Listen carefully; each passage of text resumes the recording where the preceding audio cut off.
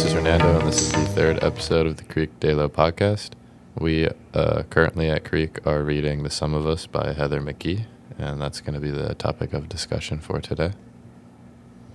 To jump us off, one of the first topics mentioned in the book is the zero-sum policy, which in a basic is that giving someone something is taking something away from you, regardless of what it is. And it talks about how there was a lot of white people scared of loss if black people had gains. And so that was what the zero sum was. It was not me, not my problem. I think that is absolutely, sadly, very much what our country has been based on from the very beginning. This idea that if I don't keep it for myself, and that when I say that, if I don't keep that for myself, you could be talking about money, you could be talking about status, you could be talking about perceived advantages that you have.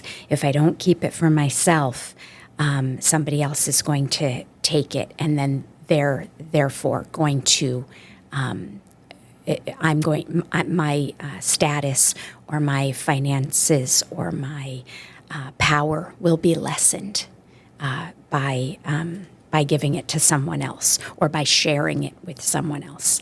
And I do believe that, and I think that what this book shows us is that we have a history of doing this, and it has done nothing but harm us as society. It's not just harming the people that are targeted. It's not just harming minorities and people who traditionally have not had the power, but it's hurting all of us. And that, in a nutshell, is pretty much what this book is about. Is it outlines all the different ways that we have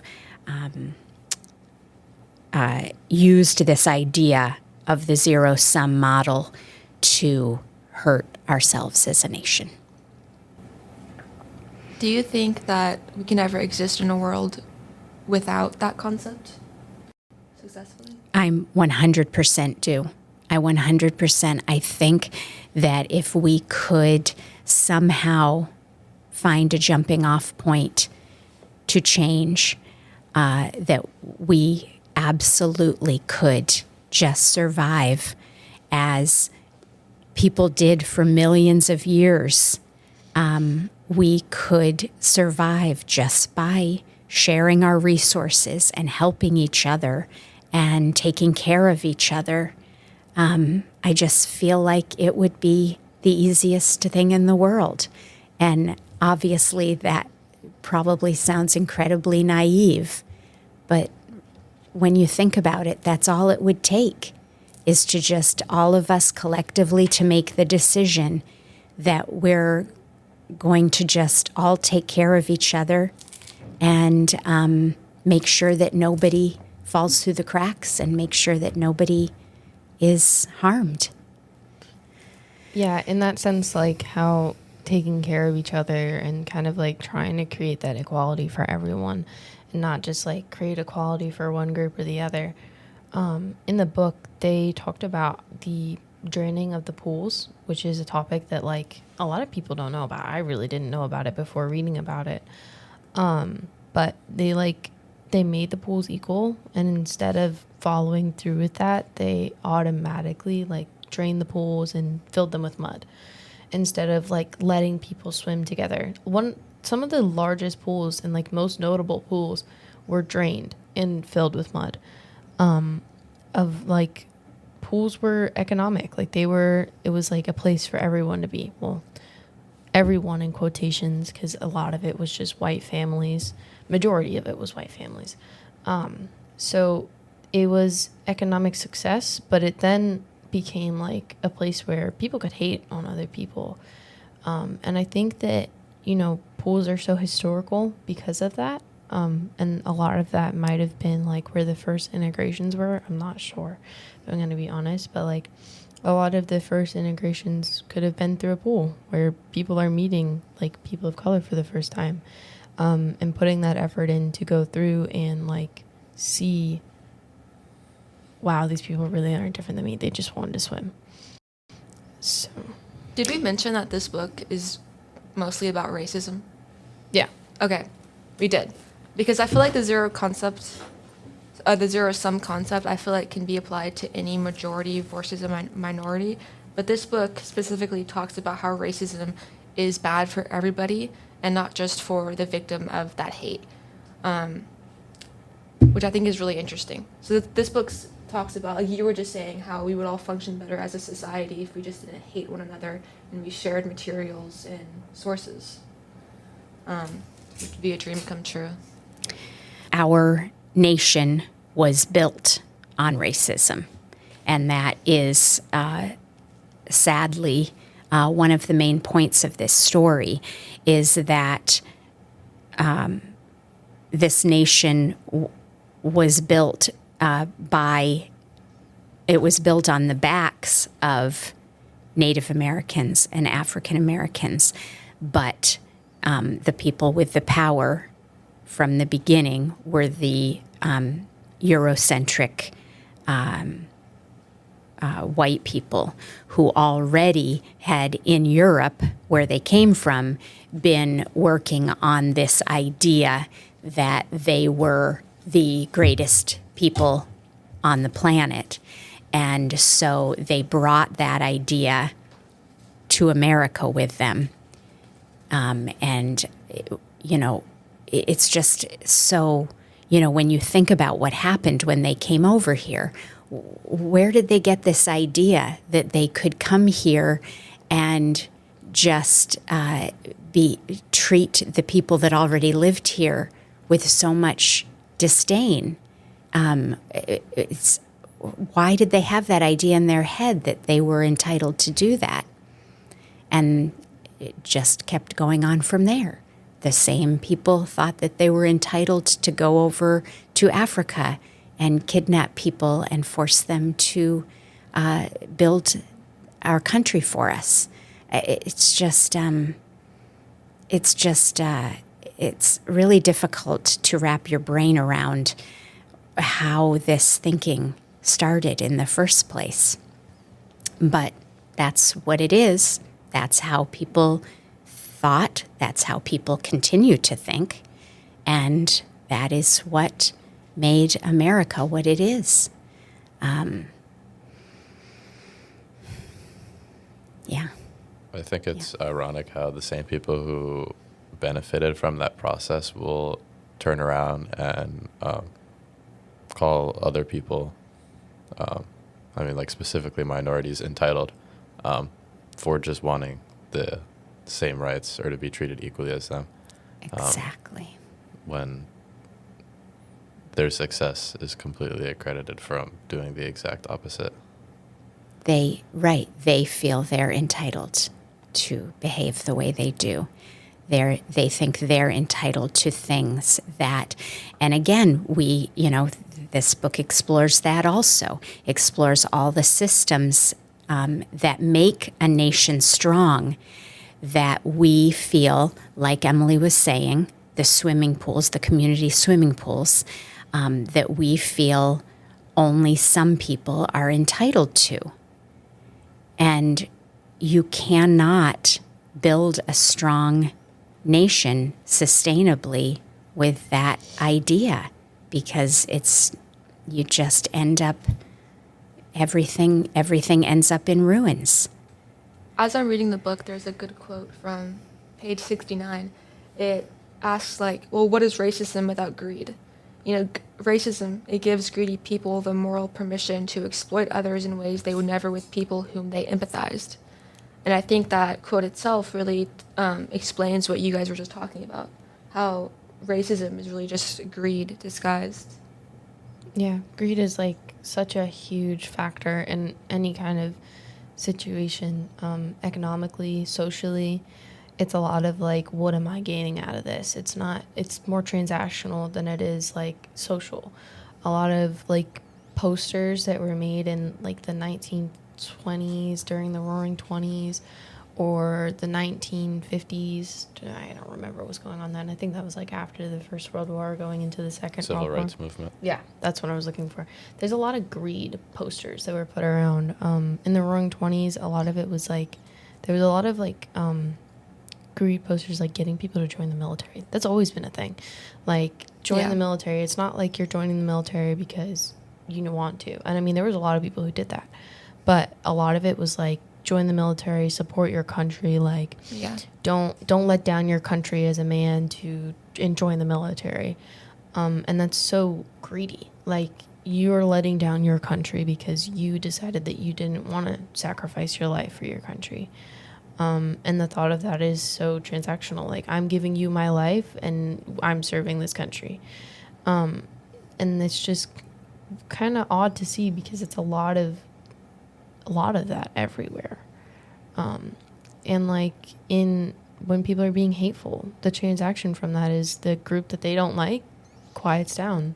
They start suppressing, and it takes a lot to like push down your views. And it's so interesting how people will like genuinely just be that kind of like greedy person. Like, hey, this is my opinion. I'm going to take everything from you and there's nothing you can do about it.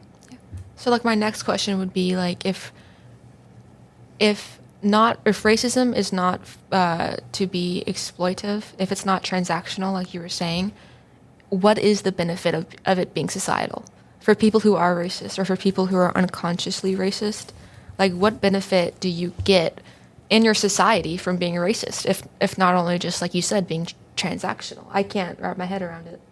You lose a lot of things. Like, a lot of people, when I say transactional, it's not like a beneficial transaction. It's a loss. And like, you're being racist against someone, like say that there's an office and they don't have enough hires. They're short-staffed. But they're racist. So they won't hire people of color. They'll only hire white men. You're losing the benefit of having enough employees to have that kind of money. Like, more employees, for the most part, would mean gaining more money because you have more people to work, which means that you can do more things. And like, being against having specific people work, even if they're readily available and just as qualified, is so silly. And that's why they created DEI, because like they went through the whole opera study and like they were only hiring white men because that was kind of the bias. And when they did the curtain, they started hiring a whole bunch of different kind of people. And they were just as qualified, which is what DEI did. They made sure that people who were just as qualified or more qualified were able to get hired, no matter what their ethnic background was, whether they were a girl or a boy, whatever. Like, it didn't matter what religion or who they were. It was just their qualifications and what they were able to do. And so when you take that away, the transaction becomes like a lose-lose. And there are some good transactions, not within racism, but like in society. Just to clarify, not within racism. In society, there's like a lot of good transactions. But like, you know, when the bad is so bad, it can outweigh the good no matter how much good there is. So from the root, if it's automatic hatred and racism and going against everybody but yourself, you're like you're setting yourself up for failure. You're not going to get anywhere with being hateful. Kindness takes you so many places. Just smiling at somebody can take you somewhere.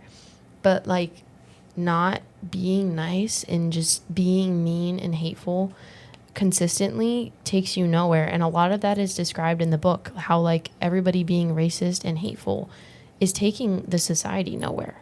We're not getting anywhere with this racism besides backwards. We're not gaining any economic success. We are losing. Like, we're in the losing race. Yeah. And it talks about that a lot in the book. Miss Amsden, I think you're the only one out of the four of us who's actually read the whole book and probably gone back. Do you remember any like examples you can go back to and talk to us about, like where she just mentioned like a lose-lose for everybody? I think healthcare is the big one. Healthcare and I think housing are the two big examples that she brings up near the beginning of the book. I want to go back to what Emily was saying. I think you were saying some very profound things there. This is so hard for us to imagine, I know, but I want you all to just think for a moment about the idea of competition and how ingrained in our society the idea of competition is.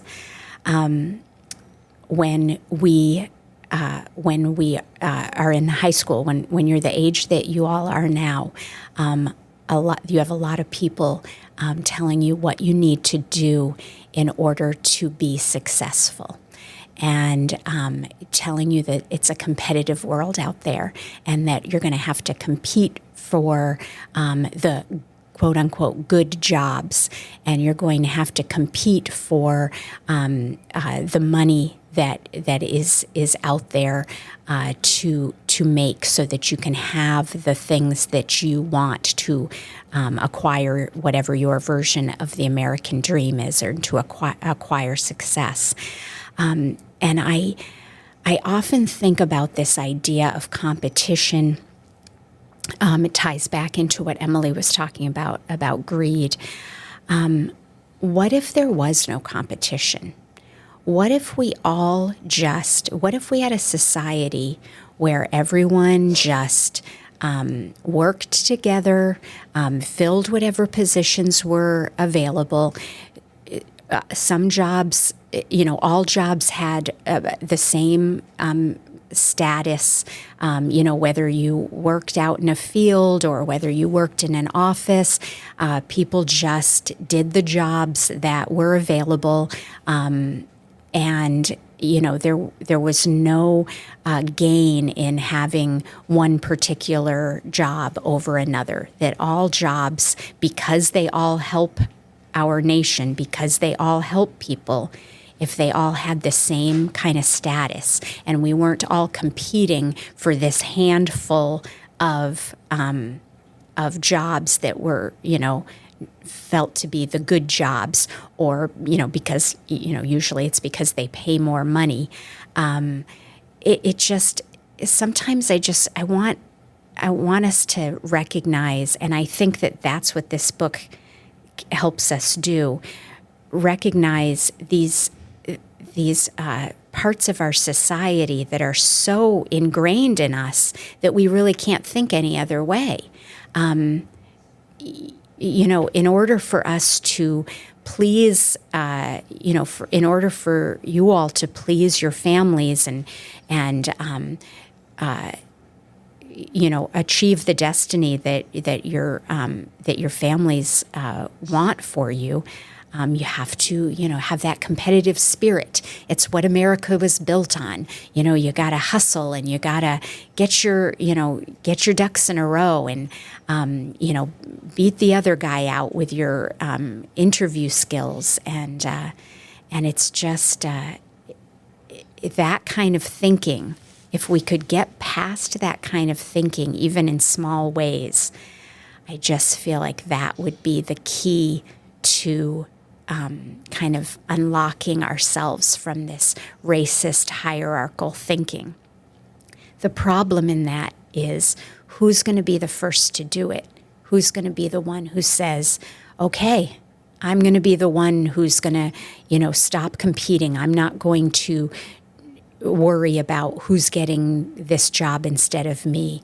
How do you even begin to completely change how a nation goes forward? I think that competition has always been very deeply rooted, even down to the Victorian times. I mean, there was plague doctors. Is that what they were called then? Yes. There was plague doctors and there was field workers, and I mean, obviously, a lot of people prioritized the plague doctors over field workers, no matter who they were. So I think to unravel competitiveness in our society would be such a difficult process that a lot of people wouldn't be willing to stand for. Right. I'm not sure it's even about willingness anymore. I feel like it's part of our human nature to be because I assume with competition goes along with it is jealousy, because how else will you ever achieve anything if you're not being motivated to achieve that? And I feel like, healthy competition exists so we can progress as a society, but it becomes like Miss Sampson, you were just discussing how competition, and for me, I've always felt like competition can sometimes be not motivating, because it kind of makes me feel like a failure sometimes when I'm not the best at things. But That's right. it's crazy. And that's what happens, right? You have groups of people in our society who never win, aren't going to have a chance to win. It's a very unlevel playing field. Yeah. So, and then it gets to the point where, that competition is inaccessible for so many people that what can it make them lead to do? Crime. They can't afford food. They're being told they don't make enough money to get food stamps, so I'm going to go steal this bread and this slice of cheese from the grocery store because it's all I have to feed my family. Yeah, and it's the competition, how you mentioned, healthy competition. There is healthy competition, I think. There's a lot of competition that will, progress us forward. Even as, people, learning that going against somebody and losing is okay. And, learning that going against somebody and winning is okay, as long as you're gracious about it. And can I talk about politics on this podcast? Yeah. Not to cut you off, but someone needs to tell Trump that. Yeah, just kind of it's okay to lose, buddy. Yeah. It's okay not to get the Nobel Prize. Yeah, it's okay to lose, and it's also okay not to be the greatest player ever. If we're speaking in terms of, just general, it's okay to lose, and that's something that's not seen. right. And it's okay to lose if you've got an even playing field. Yeah. It's not okay to lose when you're on a bicycle and the other person's in a car. Yeah, or somebody's on foot and you're on a motorcycle. Exactly. It's crazy to think that the tortoise and the hare race that's been referenced so many times, slowest runner wins the race. That's not true. People will put that myth, or not myth, it's just a story. Mentality towards everything. If I go super slow and I don't push myself forward, you're not going to win the race. A lot of society is fast paced. You have to, as long as you're given the same opportunities, you have just an equal chance to win as the person next to you. But the problem is nobody's given an equal opportunity. Sitting here right now, I'm not going to be given you're not going to be given the same opportunities I've been given, Miss Amsden, because I'm growing up in a different time frame than you did. That's right. Nobody is going to be given the same opportunities when we get old that we had. I don't think my kids are going to have the opportunity to come out and make their own podcast. I think that's probably going to be something that's going to seem as taboo.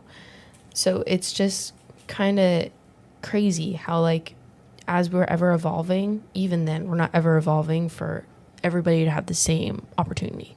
We're ever evolving and people are still having different opportunities. It's weird. It is. It is weird.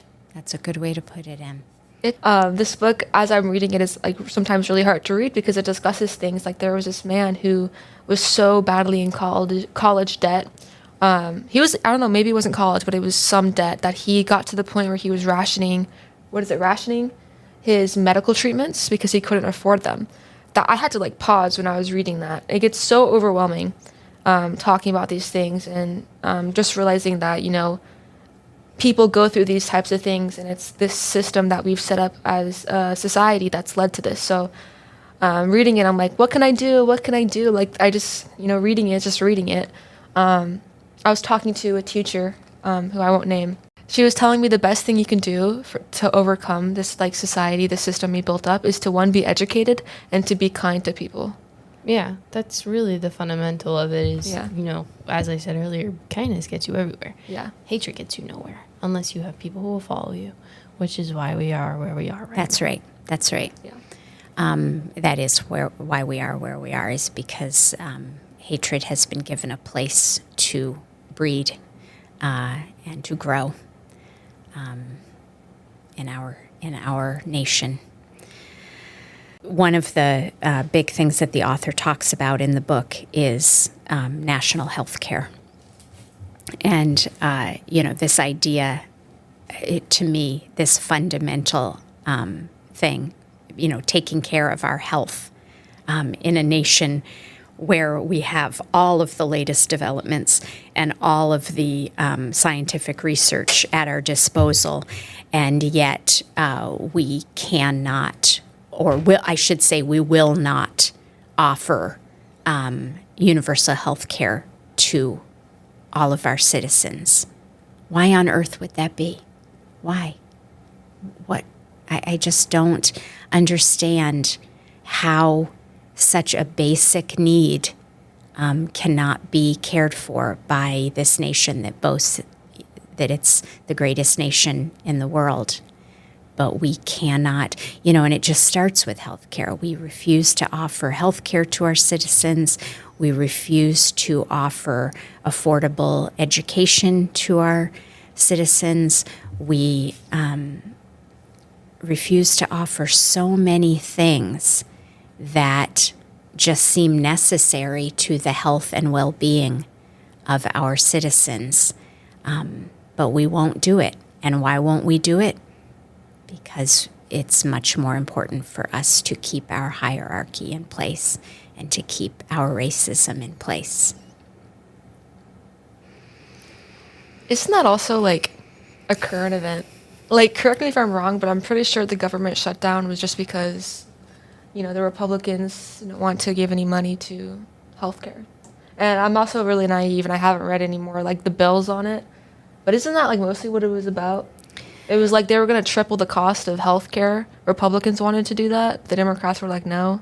That's why they couldn't sign it. I think our political woes right now are deeply rooted in what this book talks about. Yeah, and it is. And I'm reading this book, and I'm like, well, how recent is this book? Just to discover this book came out, like, 2019, 2021.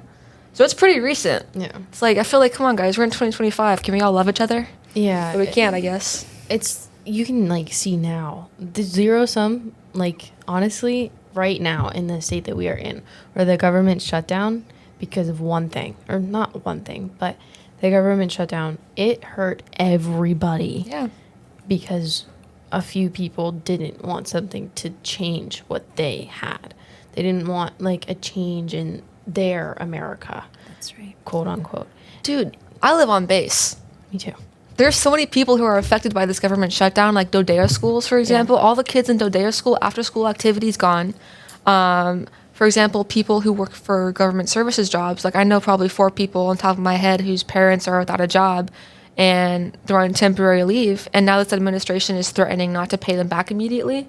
Like when the furlough, when the government shutdown's over. I don't know. It's like it really affects people. Yeah. Like because you guys couldn't come to an agreement.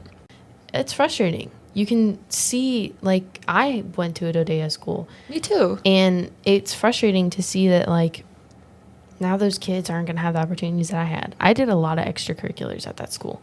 The school here, where in South Carolina, on one of the bases, they had a lot of opportunities. They had photography class.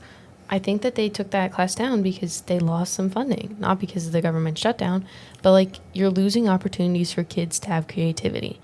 And in that, you're going to create adults who have no creativity and just see, and they do, which is such a horrific idea. Like, nobody's going to have a differing opinion. What happens then? Everybody's the same. And I think sorry. Go ahead. I think it talks about that in the book. Libraries and schools. And that was like 1900s. This guy, he was racist. But he was noticing how racism was hurting his community, how in southern states there were a lot less libraries and sources for schools than in the northern states. I had a hard time saying that, northern states. And he was noticing how bad that was a problem. But it was like, these white people who I love because I'm racist, like my white people, they're not learning the same as these other white people because of the racism that's in my state. Yeah, there was a lot. I'm about to look at it. Yeah, Emily's looking for in her book. The libraries, there was significantly less in the southern states, as she said, and a lot more in the northern states. There was also the whole thing with, like, jails were getting more funding than schools. Which, yeah. is an insane thought, because a lot of people, I mean, incarceration from the jump was supposed to be rehabilitation. That is, to be honest, that has never happened. It's not a rehabilitation, it's a punishment. You are confined somewhere for the crimes you have committed. Now, is that entirely bad? No, because there are some subjectively horrible people, like murderers, rapists, like all of those horrific crimes. They do need to be confined away. But you can't say that something is built for rehabilitation and then use it as a form of punishment for everyone.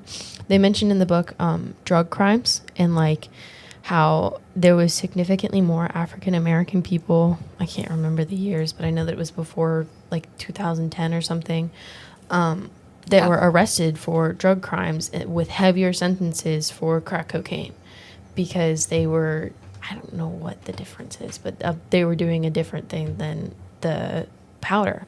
But there were white people who were doing the powder, and they got significantly less time. Yeah.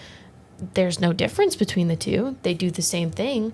So it's weird seeing, like, even in our punishments, there is a difference in the way that you're punishing people based on the way that they look. And like, as it develops, you know, you're going to punish people differently. You're going to give people different benefits. Again, it's another example of the racist policies that our nation is built on. It's just another example. The war on drugs that started in the 80s, they poured so much money into what was just very openly a very, very racist scheme. I mean, I can just think, in the back of my mind, I'm thinking about the Black Lives Matters movement. George Floyd, and the multiple people in this book who are dying from racism or have actually died. Like, I think, Emily, you were talking about the draining of the pools, which I think is so interesting because, first of all, pools have been a societal, not societal, but it's been like a location for where many people can come together and hang out for thousands of years. I mean, I feel like in ancient Rome, that was a thing, I'm going to go to the pools. The bathing pools. The bathing pools. Together. That's a thing that people would do. Everyone would do it. And then you have people like this. I'm going to go in the book, maybe find his name, but there was this black boy and these white boys. They were friends. They he couldn't died in the water. Yeah, they couldn't swim in the pool because their friend was black. So they were like, let's go swim in the river. Guess who died from the river?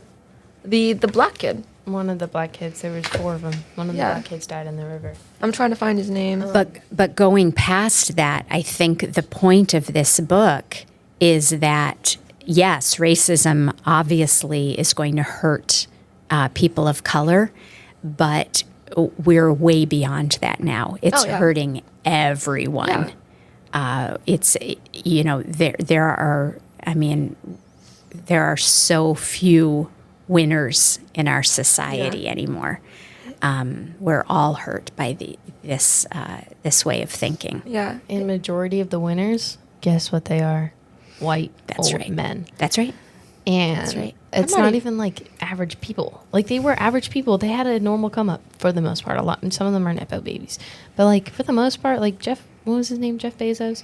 Wasn't he he was just like an IT worker, and then like all of a sudden, boom.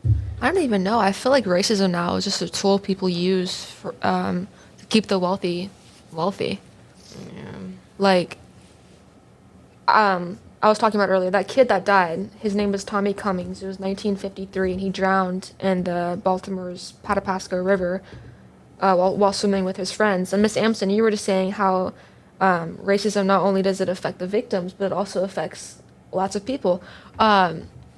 I think it was it the rural Midwestern areas and hospitals? They didn't have hospitals. Oh, yeah, they started losing hospitals. Yeah. Hospitals were shutting down because they declined Medicaid and Obamacare. That's right. This 2-year-old died because they couldn't get to the hospital in time. Yeah. And there's so many, it's not even just, it's not just affecting. It's so sad because, from the start, it was really just affecting people of color. Now it's just affecting everybody, and nobody's seeing that it's affecting everybody. Miss Amsden, please correct me if I'm wrong, but it was the housing section of the book, it was talking about Janice and Isaiah Tolman, how they signed a loan that was really bad for them, had a lot of interest, but that case where everybody was impacted, they were all majority of color. Until a couple years later, that those subprime loans were affecting everybody of color, a white, black, everybody. And that led to the 2008 financial crisis. This book is crazy. It has a lot of information in it. But isn't that kind of what happens? It did very much. That's Yeah. exactly what happened. You begin preying on, again, greed. It was all greed related. It was all about banks realizing that there was this loophole and they could make double their money by increasing interest rates, and that they found a Even if you had a technically good credit legal way score. to do it. Oh yeah, it had nothing to do with They that. had the like, They could get you to sign on the bottom line. Yeah, Yep. discount the fees. discount fee, so your insurance rate or what was it? What is it called? APR, interest Yeah, rates. the interest rates. Yeah. You paid a discount fee. That's The right. discount was supposed to be a discount, not more money. That's right.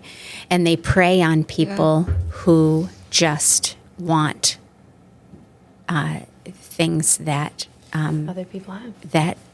that we all should have. Yeah.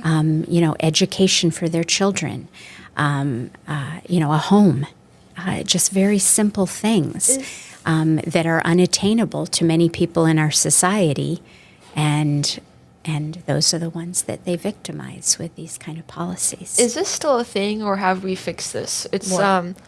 the lady who was giving Janice the loan. She was like No. it's like when you go buy a car, it's like the person makes commission on how many Oh loans yes. they Yeah, give no, you. people no. still make That's commission. that is That's still- absolutely yeah, not. We people have are not still- changed. That is anything. insane. It's- What? That's the whole field. That's why a lot of like schools now are teaching financial literacy. Like class of 2027, you have to go take an advanced personal That's finance. right. Even if you That's right. came in South Carolina, even if you came like late into the school, you still have to take it if you're graduating.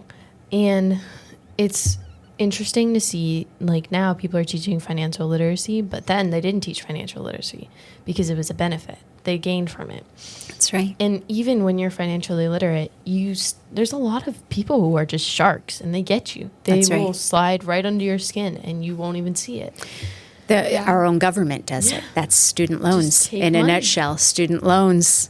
my They gosh. just, they take advantage. Oh, Accumulate you over want to go to time. college? You don't have the money? No problem. They had They call it part of your financial aid package. Oh my gosh. They had a statistic in here, in the book about like how much money people would pay off insurance, and they paid over half, close to double of what they were paying. Oh, yeah. off rip. Like they would Yeah. pay, I think it was like 200,000. They were paying like 398,000. Yeah. That's almost You said insurance, but I think you meant interest, right? interest. Yes, that's what right. that's what I was trying to Yeah, say. I know. Yeah, but like the interest kills. And what even is interest? Why? Why is it That's there? the money they put in their pocket. It's like Yes. profit for giving you that That's right. loan. That's the Which makes considerable sense. Like I feel like you should make a profit from giving somebody a loan, Not so much. but not so much where like And I strips work opportunity. within the real estate. Like, I mean, I'm not like a real estate attorney, but I do work with a lot of real estate attorneys, at least like 3 of them. And, man, they are expensive. Like, I mean, the people I work with, they are expensive. Minimum, you have to pay them $200, like Exactly. off jump. You know how many people cannot afford that? Exactly. And that's how they get you. That's You right. can't afford it. That's so, right. So already the playing field Yes, already begins unevening diminished. and Like unevening. everything is so expensive. Everything is too much, to be equal. And a lot of that is put into the book. Like that's not just affecting people of color. That's affecting everybody. It is pushing everybody down. Sure like is. I work for them and I wouldn't even be able to afford their rates that they costly an hour. If I can remember right off the top of my head, it's like $500 for an hour meeting. Yep. And to create documents that are consistent. They are the same for a lot of people. You don't have to do much changing to them. Still heavily expensive, like $390. You know, that's like somebody's grocery money. That's right. Not even. Like, you can't even... A lot of people don't even make that much to get groceries. Some people only have like $200, which is barely anything. That'll get you the bare necessities, which is crazy. What was her name? Debbie. I think she took out a loan from Wells Fargo, and she ended up having her house taken from her. That's now right. she's in her 60s, living in a condo apartment building, making $24,000 a year, spending $10,000 a year for her apartment. That's It's right. like almost half your income. Yeah. That's right. It's like you lose money to make money, but at a certain point, you're just losing money. You're not even making any money. That's Even right. a home is an investment. Yes, you grow equity and you get money back for it if you sell it. But like, you don't sell that home, you're stuck with a loan with massive interest and a crazy amount of fees. And on top of like a mortgage and paying back those loans, you also have to like pay monthly water, gas, like what else is electricity. That's one of the things that would have to change if we wanted to change our society and make it a more even playing field. We'd have to get rid of a lot of the ideas of what the American dream is. And that's a really hard thing for people. We all have this idea in our heads of what, as Americans, we're entitled to strive for. And a lot of those things are just completely unattainable for the majority of our citizens.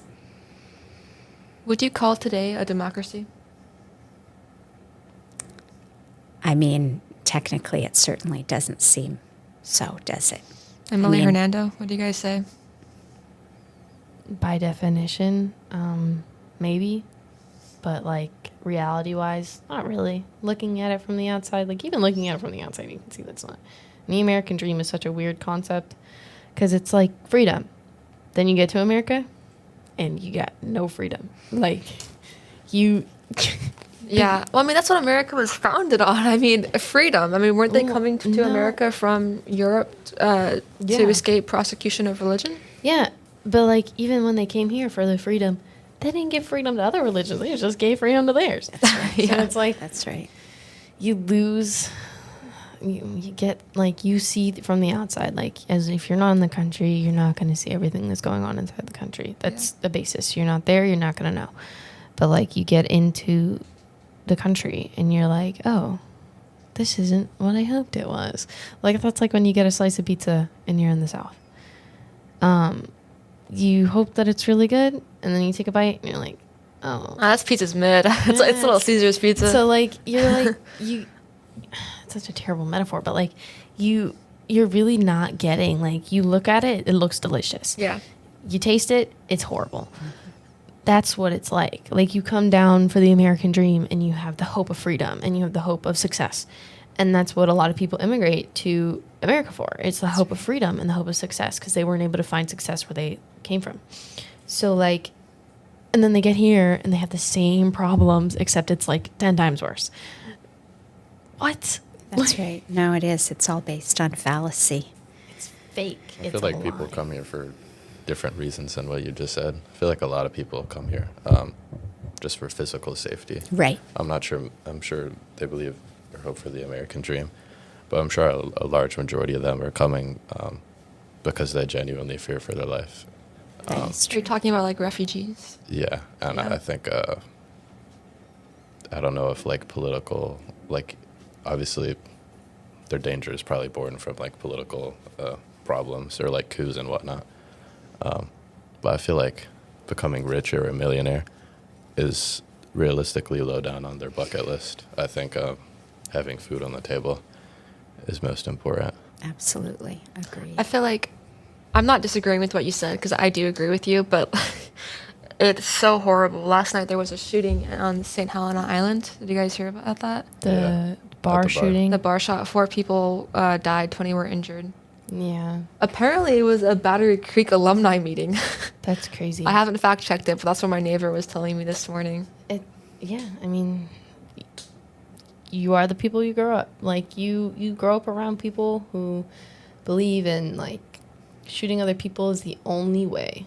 Like, there's a lot of people here, kids here, young kids who are like my age, who think that shooting and fighting and hurting other people is the only way you will get your point across, or you will make it known that you are not one to mess with. Yes, that is important. I'm not going to lie to you. It is important to know, like, hey, don't mess with me. I'm not okay with that. Stand up for yourself, but you don't got to kill and hurt other people to do it. Like, that's the crazy Would you guys- concept. It's another example of the uneven playing field. It's Yeah. another example. Just another example. Everything goes back to that. Like, these kids are handed a gun before they're handed a book. That's something crazy to think about. There are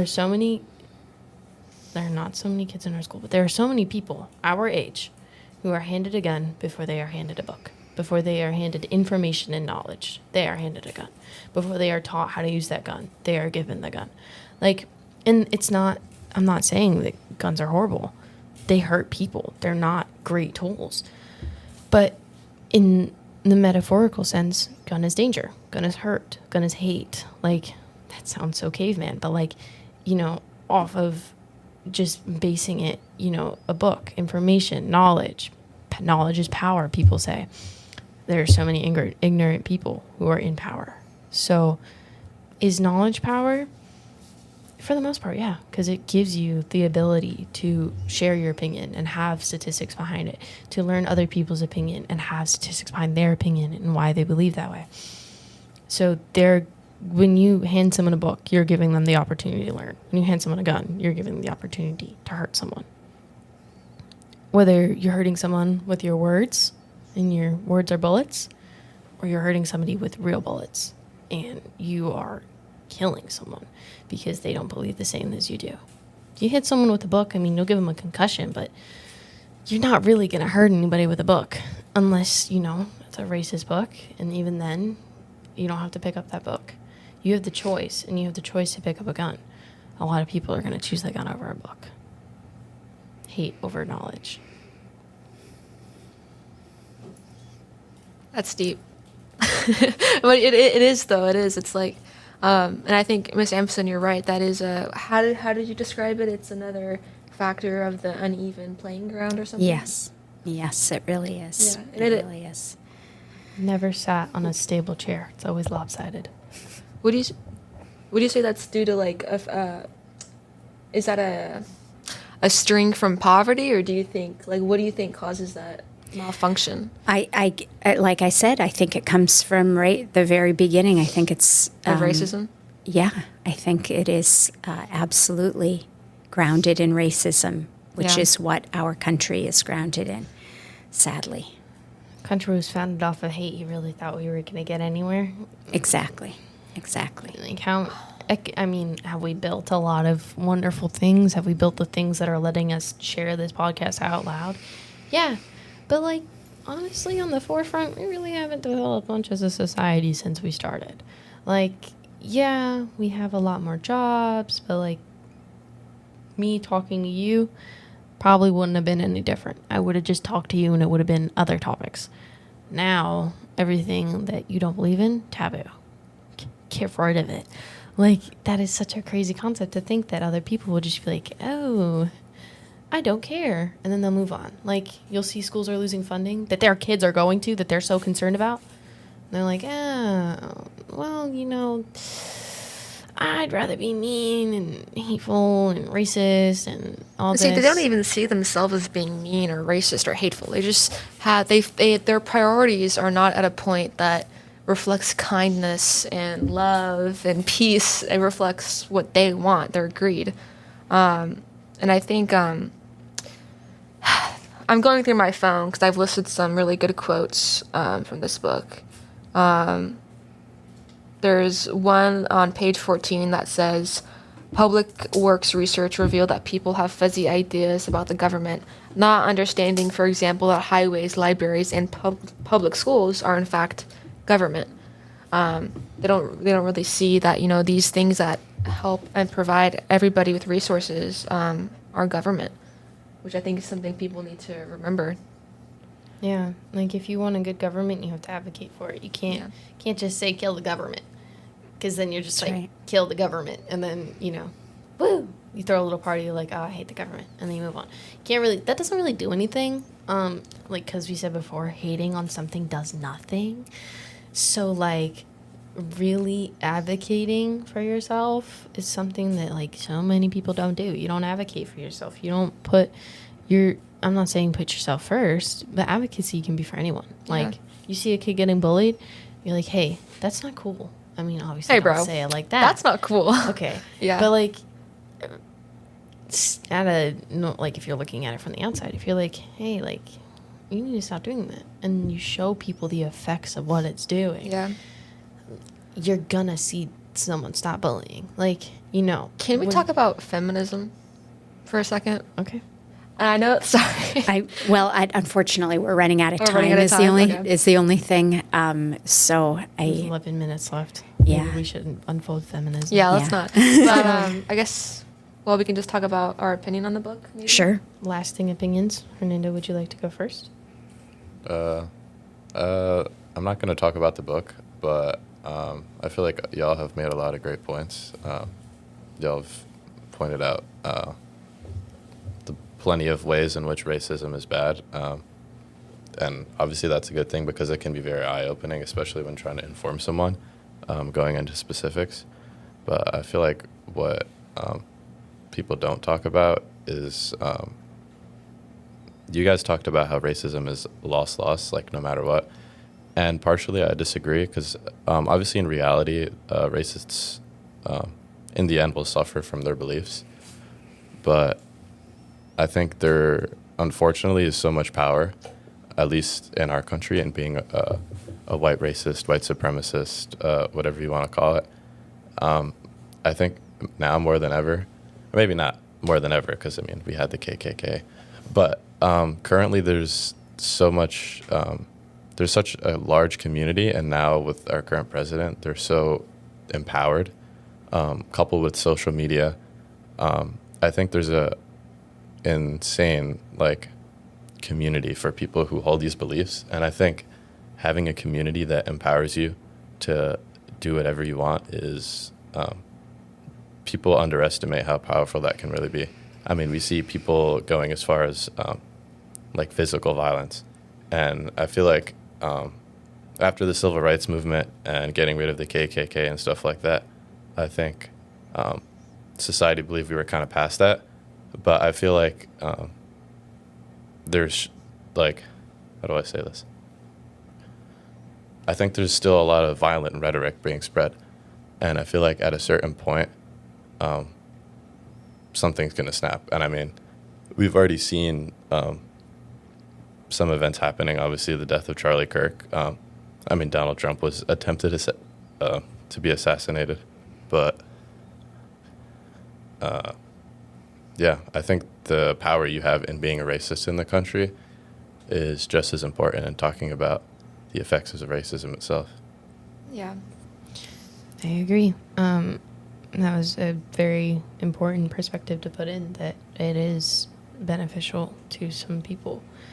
For my lasting thoughts about the book, I think that if you are looking to have more understanding and to gain empathy about what's going on around you and what has happened in your past, it is a wonderful resource. It gives a lot of great statistics, and it is very thorough within those statistics, with firsthand personal accounts. So I think that this book holds a lot of importance, and it's going to teach a lot.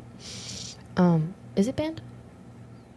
Obviously not. It's in our hands right now. Yeah, probably. I'm sure someplace. It's Don't ban this book, because this book is actually really informational. They're probably going to do it anyways. But if it's not banned, if you can get your hands on it, this book is probably one of the soul books that I would recommend as a genuine learning. Like, you will learn a lot from just reading a couple pages, even if you only read through the second chapter and you're like, oh, this isn't for me, this is a lot of words. You're still going to learn about the pool immediately it was brought up. So, like, I would pick up this book again if I had to. Agreed. Agreed. It's a great resource. Yeah. I'll try to make this short because I know we're running out of time. We've talked a lot. But The Sum of Us by Heather McGhee, How Racism Hurts Everyone. We're reading the book adapted for young readers. I know there's 2 versions, right? So I haven't read the adult version I've read the young version. It's a big print font, so it makes it kind of easier to read. And it is a lot of big words. Like there's words in here I don't know. I've circled them. But I could really, it's written in such a way that makes it emotional. And it makes it personal because in a lot of these situations you can put yourself in those shoes, the people's shoes, the way it's written. For example, just healthcare. I mean, people are dying because they can't reach the hospitals in time, so on and so forth. There's people who can't afford healthcare and whatnot and other things, and things are being taken from them, and it makes you consider what that would be like if you were in their shoes. So it's a great book if you want to kind of, spread your mind, open your mind, I guess is a good way to put it. It's a really good book. I would recommend it to anyone. And Miss Amsden, what's your opinion? Agreed. It's been a fantastic read, and I really appreciate that y'all are getting so much out of it because it really is a very good book. It kind of makes me question a lot of things that I've learned. Yeah, it's good. It's good to question things. Well, on that note, thank you guys for listening, and we will see you in our next episode. Bye. Bye.